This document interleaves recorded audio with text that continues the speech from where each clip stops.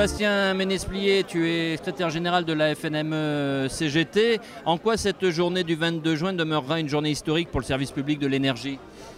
Elle demeurera historique pour plusieurs raisons. Alors la première, c'est attendu par les électriciens et gaziers de se retrouver dans une manifestation nationale. On a contribué à répondre à cette demande depuis le mois de mars.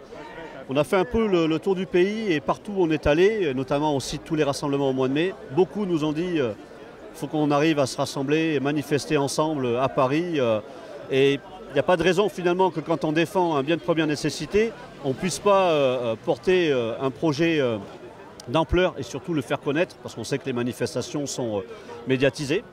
Et puis on est finalement dans une tactique un peu qui est plutôt de notre côté, dans la bataille que l'on mène, la lutte que l'on mène contre la réforme aujourd'hui d'EDF, mais aussi les réformes chez Engie et à Gazelle Énergie. Ça se situe dans un moment un peu tremplin où le gouvernement réfléchit soit à réformer, soit finalement à mettre sa réforme à la poubelle côté EDF.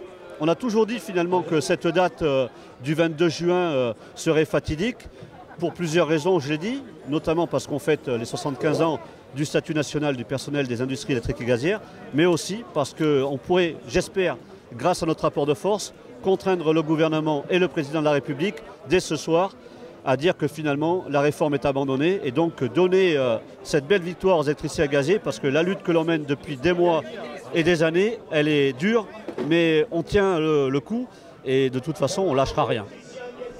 Défense du service public de l'énergie, mais également défense du transport, défense de la Poste, d'Orange, du monde du spectacle. Oui, cette manifestation, elle aura un goût de confédéralisation des professions en lutte. Beaucoup, ces derniers temps, se sont mobilisés. Malheureusement, de nombreux licenciements dans l'industrie. Donc on a créé les conditions, et notamment avec nos camarades cheminots et nos camarades de la profession donc, du spectacle, avec les intermittents, mais aussi les professionnels du spectacle, de pouvoir converger nos luttes. Et finalement, c'est une convergence autour des services publics. On aura les collègues et camarades de la fonction publique, des services publics, des télécommunications, et on aura aussi des collègues et camarades des industries, du secteur énergétique, comme Photowatt, General Electric. Donc vraiment une manifestation de convergence des luttes, et ça c'est de bon augure. La FNME-CGT est opposée au projet Hercule ou le grand EDF, mais vous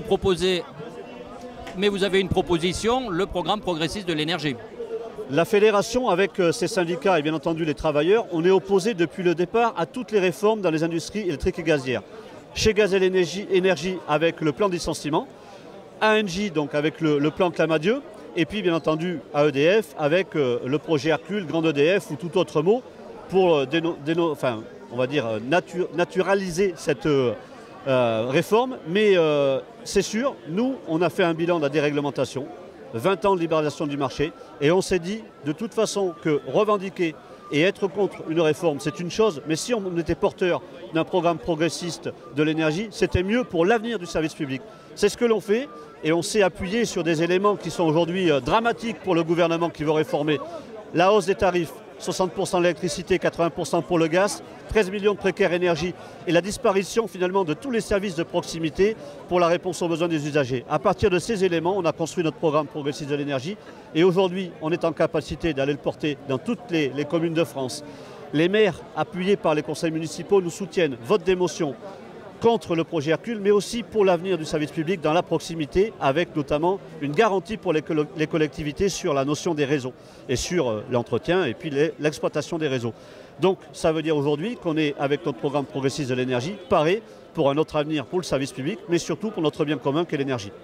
Sébastien, dernière question. Si vous n'êtes pas entendu, que se passe-t-il? On ne lâchera rien. Et coûte que ce soit la Commission européenne, que ce soit le gouvernement, le ministre Bruno Le Maire ou encore Emmanuel Macron, le président de la République, dans tous les cas, il y aura une confrontation majeure.